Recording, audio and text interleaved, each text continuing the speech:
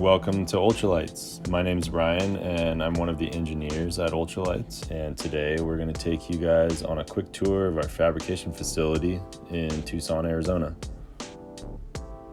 When parts are finished cutting, they're loaded onto carts and moved to the next phase of production. Here, the parts are sanded to remove any blemishes and then buffed to achieve a smooth, even finish on the diffuser.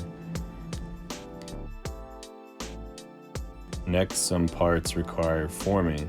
The forming process ranges from a simple 90-degree break to more complex curves or cylinders, which require a form to be heated and the acrylic to be cooked in the oven.